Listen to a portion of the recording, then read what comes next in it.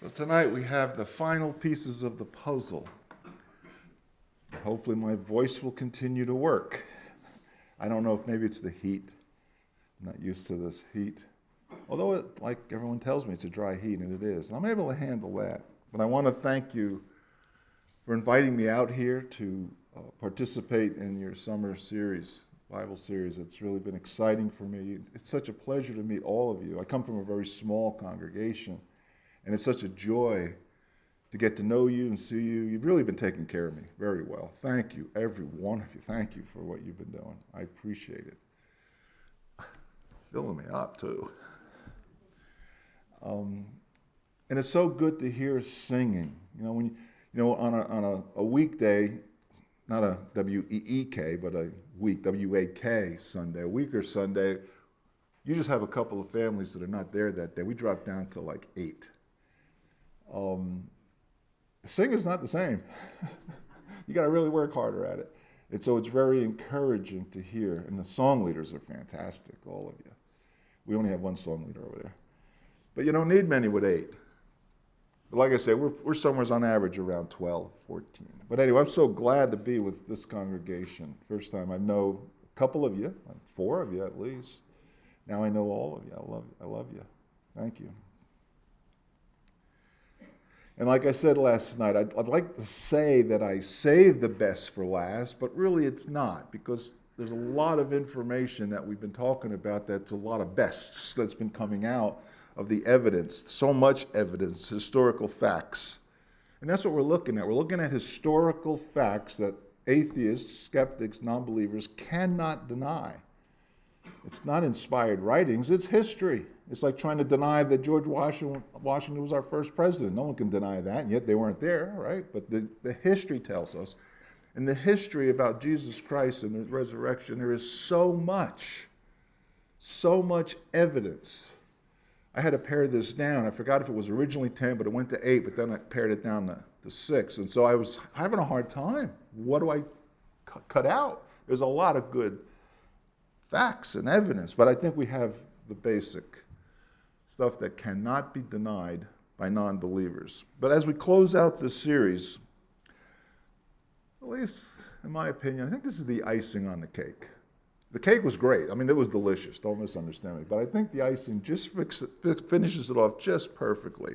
So I want to start with an interesting piece of information. It needs to be included in our discussion of facts. It needs to be explained. It has to be explained why this happened. And in fact, that's the whole drift, if you didn't get it by now. All of these facts have to be explained if the resurrection didn't happen by natural means. So that's what we've been looking at from the non-believer's point of view. How did these facts, this historical evidence, actually occur and take place without the resurrection? So this piece tonight is very interesting. Have you ever thought about Mary's other sons that she had, particularly James? Now, James was the older of the 4 brothers that Jesus had. And every time I say that, I shared it with you briefly the other day. That's what started me leaving Catholicism to come over to the truth, is when I read in my Catholic Bible, it said that Jesus had 4 brothers. Never heard of that in my life. But isn't it interesting that there is some information about 4 of Jesus' brothers, and they're named there, right? And it was James, out of above the other 3, that became famous. I mean, really became famous in Jerusalem in the 1st century. Got to catch up here in my slides. Everybody loved James. Christians obviously loved him. But even non-Christians, Jewish leaders, they loved him too. He had a fantastic reputation, both Jews and Christians. And eventually, I don't know if I just mentioned it, he eventually became a leader, as you know, in the church in Jerusalem. And as you also know, he's responsible for the letter or the book called James that we have in the New Testament. But in spite of the fact that there were so many people that liked him, that he was so popular, not everybody liked him. That's the way it is, right? In fact, he was executed under the authority of the Jewish High Sanhedrin, the high priest, Ananus ben Annas. Yeah, Ananus ben Annas. And this happened around 62 AD. We know that because of the records that are written about first century Jewishness. The names that are mentioned in a lot of these records, we're going to look at Josephus in a minute, points to the fact that this happened around 62 AD. And so these are some of the details we have. We have a little bit, well, we don't have probably much about James. We have a little in the New Testament, but we have a lot about James in the secular historical writings. For example, the first century historian Josephus, he wrote about James. He wrote a lot of things about Jesus, but I'm just going to look at this one right now. I want to read from Josephus and what he recorded, which includes what he's saying something about James, this particular James. It's a little lengthy. I usually don't read too much like this, but this, I wanted you to see the details that are written. You're going to recognize some names that Josephus mentions, but I want you to see the details that Josephus mentions. Let's see if I can get that up. Here we go. And now Caesar, this is Josephus, and now Caesar, upon hearing the death of Festus, sent Albinus into Judea as procurator, but the king deprived Joseph of the high priesthood and bestowed the succession to that dignity on the son of Annas, who was also himself called Annas. That's where that Annas ben Annas comes from. Now the report goes that the eldest Annas proved the most fortunate man, for he had 5 sons, who had all performed the office of the high priest, of a heir priest to God, and who had himself enjoyed that dignity a long time formerly, which had never happened to any other of our high priests. But this younger Ananus, who, as we have told you already, took the high priesthood, was a bold man in his temper and very insolent.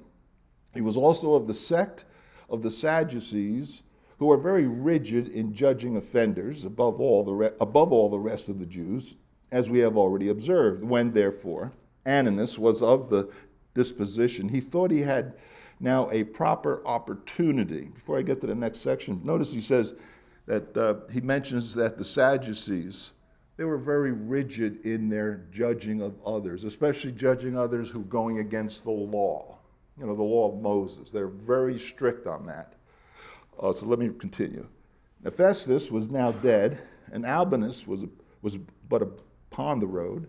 And so he assembled the Sanhedrin of judges and brought before them the brother of Jesus, who was called Christ, whose name was James, and some others. And when he had formed an accusation against them as breakers of the law of Moses, he delivered them to be stoned. And so you see it right here that Josephus is mentioning this James, and he identifies him as the brother of Jesus. This is history outside of the Bible. It's written about the man James. By the way, he was also called, I'm sure you heard of that, this name, it's James the Just. Did you ever hear him? He was also recognized as James the Just in other documents.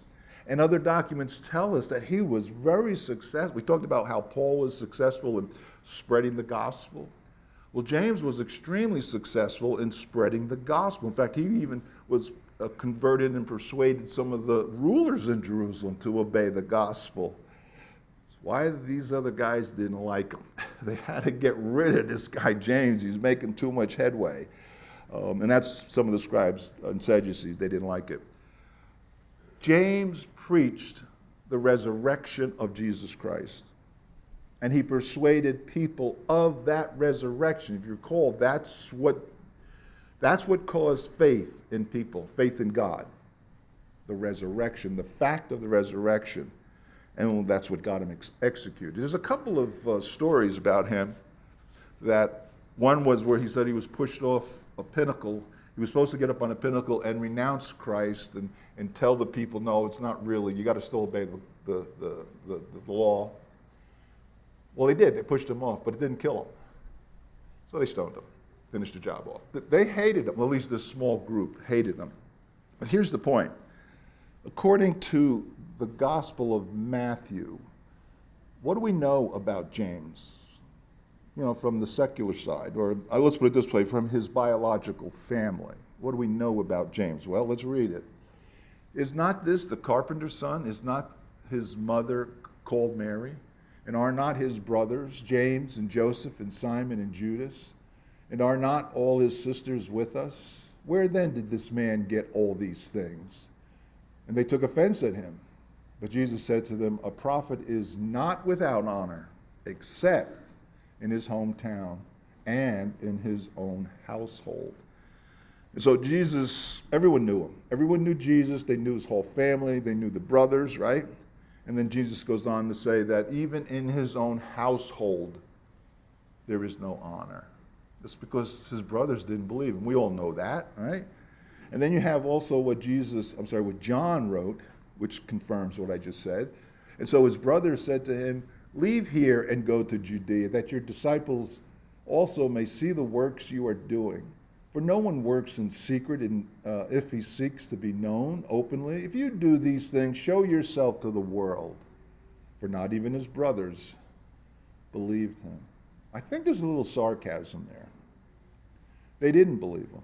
In fact, in Mark, I think it's in Mark, you get the idea, that's where people were starting to say, this Jesus is a crazy guy, and I think his brothers were also in that camp, starting to think that he's crazy.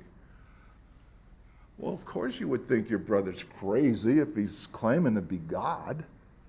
And if he's claiming that he created the universe, as we read in John, the Gospel of John, yeah, your brother's crazy when he thinks that way, right? And so this is James. James did not believe who Jesus was. That's a fact. We know that from the scriptures, and we know this other secular stuff from external sources. So what happened to James? Right? That's what keep asking that. What happened to Peter? What happened to James? What changed James 180 degrees?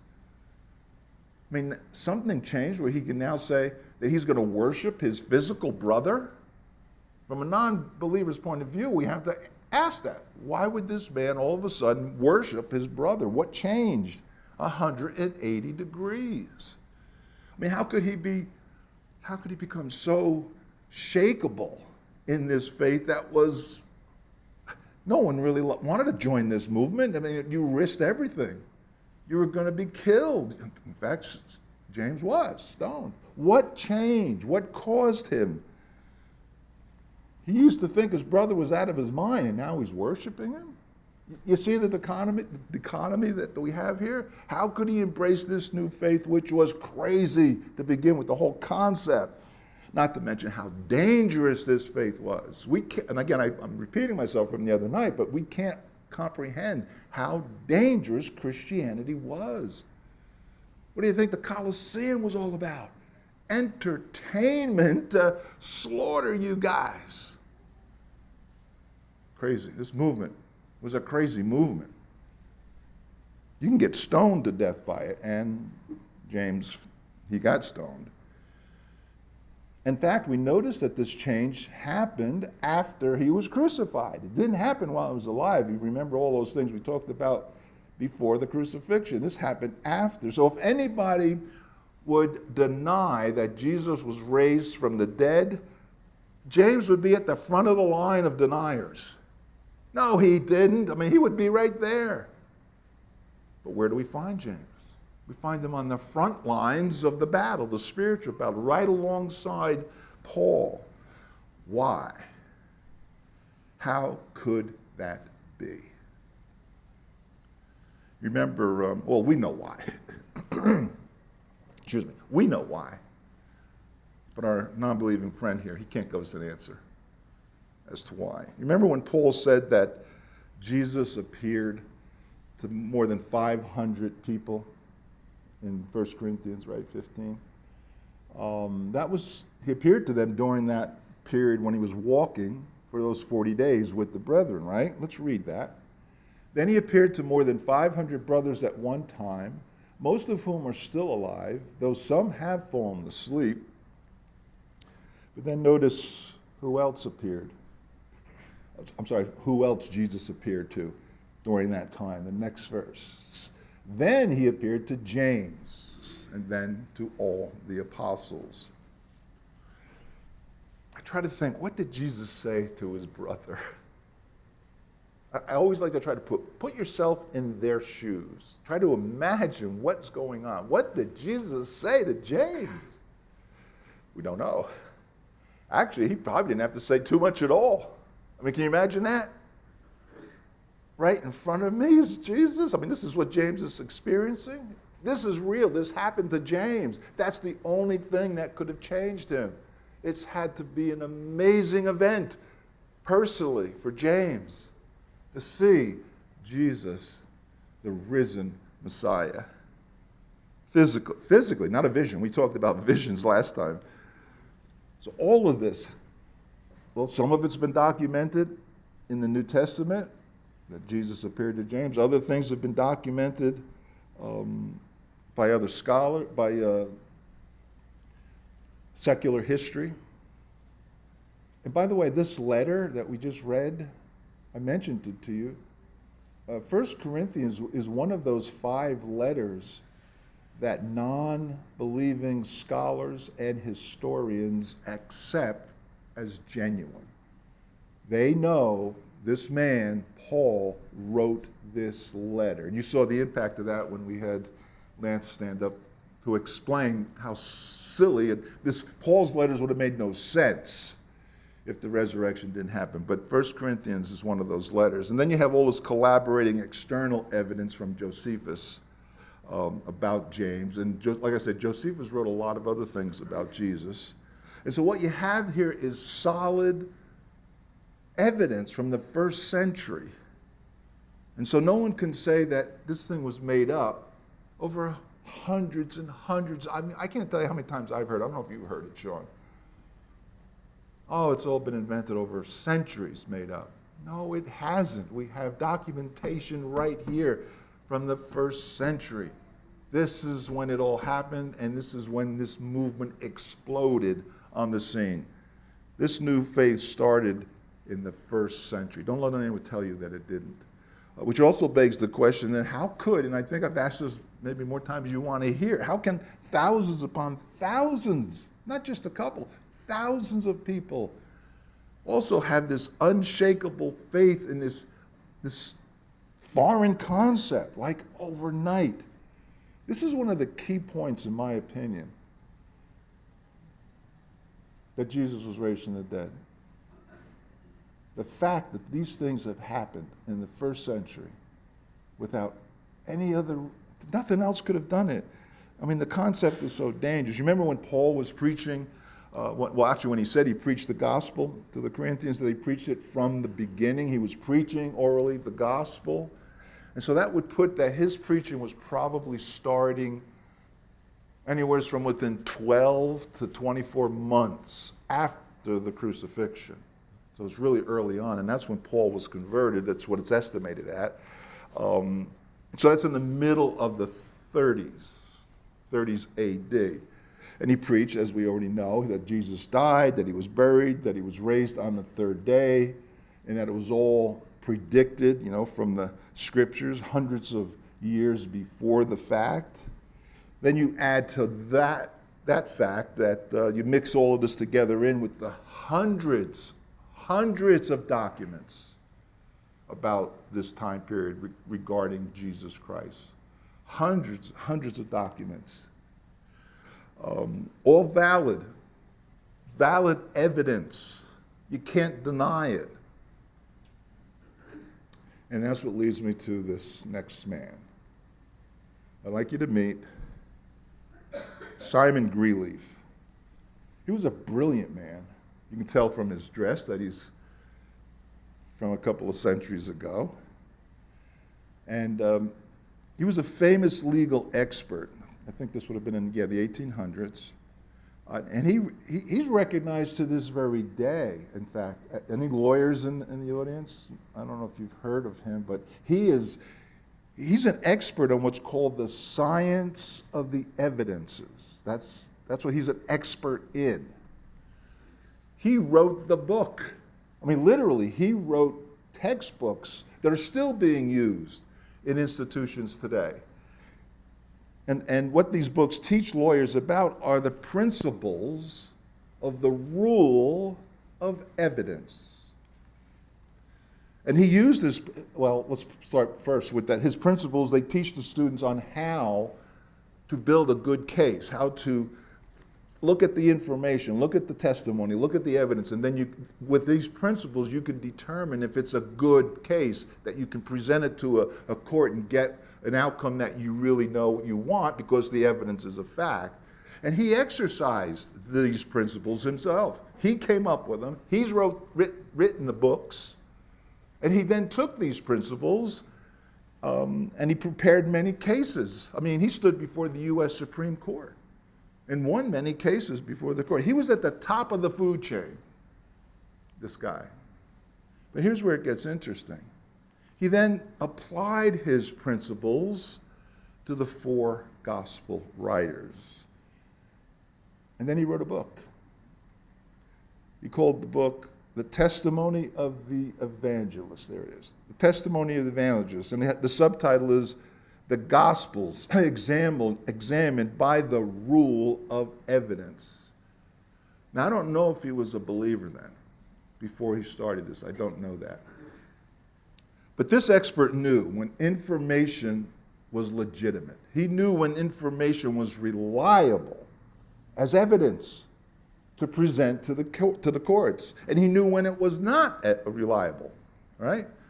He knew when testimony could be accepted and when it wouldn't be accepted, trustworthy enough to build a whole case on it. And so with his experience and with his expertise, he studied and researched the evidence, some of what we looked at, surrounding Matthew, Mark, Luke, and John. And he took it seriously and dug in. And then he came up with his final conclusion after doing all of that work, and in his book he wrote the conclusion. This is Mr. Greenleaf. It was therefore impossible, that's a strong word, it was therefore impossible, that they could have persisted in affirming the truths they have narrated had not Jesus actually risen from the dead, and had they not known this fact as certainly as they knew any other fact.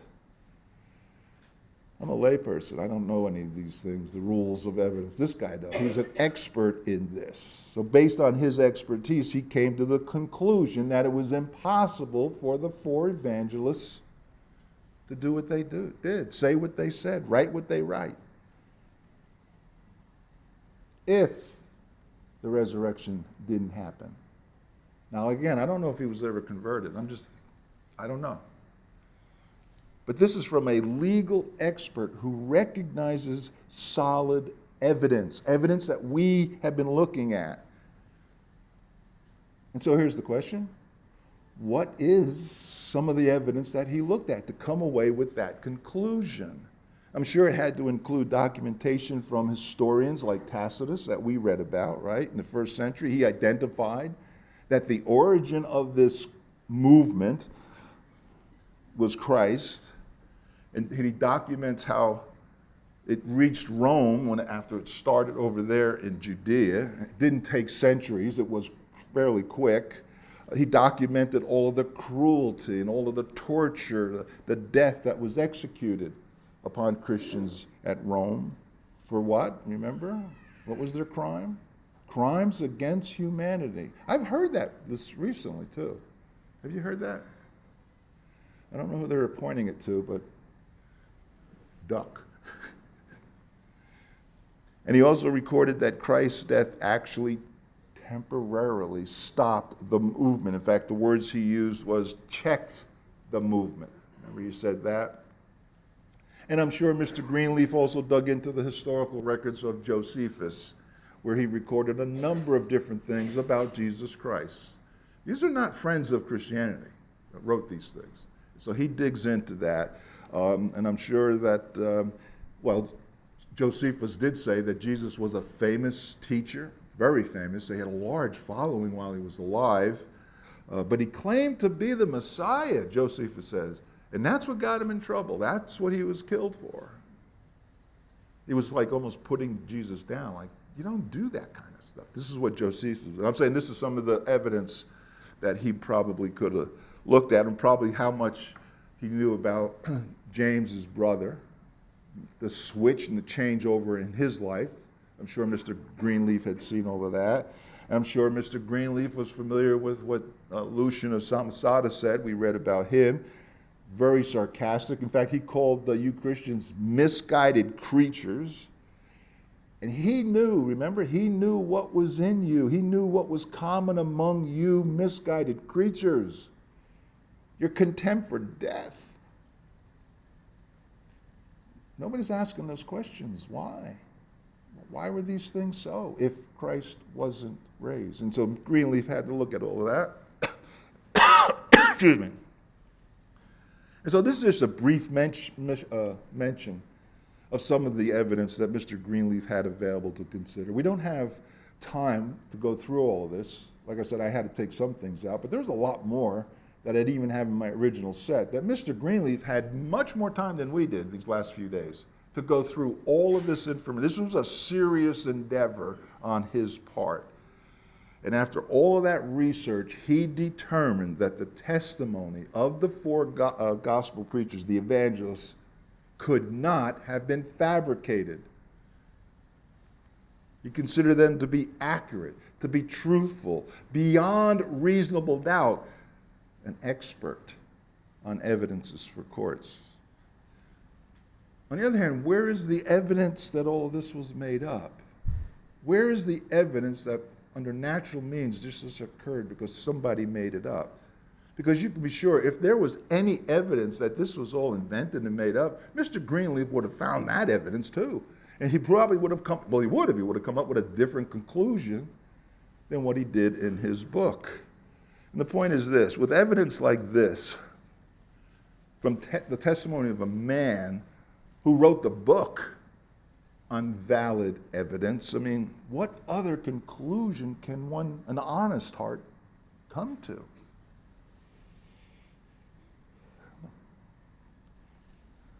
We're getting done early tonight. I abused you last night. Not intentionally, this goes on. But I said all of that. Well, with that said, I want to share with you one last thought. One of the laws of thought is called the law of rationality. You ever heard of that one? You might have heard of that. The law of rationality. The law simply states this. There it is. A person should accept as true only those conclusions which there is adequate evidence. Doesn't take a rocket science to realize that. I mean, of course. That makes sense? Absolutely, right? And the opposite, if a person accepts conclusions which there is no evidence or adequate evidence, that person would be considered irrational. Yeah, again, you don't have to be a rocket science to understand that. That's the way it is. It doesn't take a genius to understand that. And so here we have a tremendous amount of documented evidence, external evidence, a lot from the enemies of Christianity.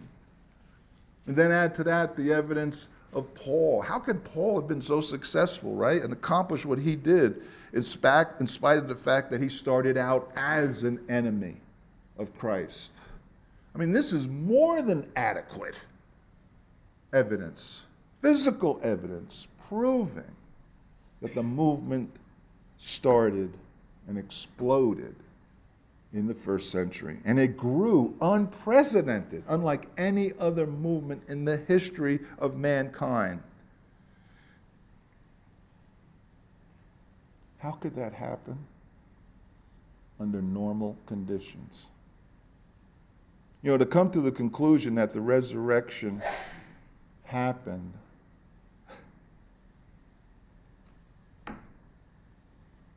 without the resurrection. The Christianity happened without the resurrection. That is irrational. That's not rational thinking per the law. of rationality. So the question isn't, did Jesus really raise from the dead? I mean, just call me crazy, but looking at all this evidence, the question has to be, how could Jesus not have been risen from the dead? Yeah? And if I'm crazy for thinking that, making that conclusion, so is that expert. You got to call him crazy too. Wow. It would be logically impossible for it not to happen based on everything that we've been looking at. You see, it's not just a question of faith. No, it's about using your intellect, your God-given intellect and logic by looking at the evidence so that you know that this is a fact, a historical event that actually happened. Jesus was raised from the dead. It's impossible that he couldn't have been raised from the dead. So you don't believe it, you know it now, so that you can believe in God. That's what Peter said, right?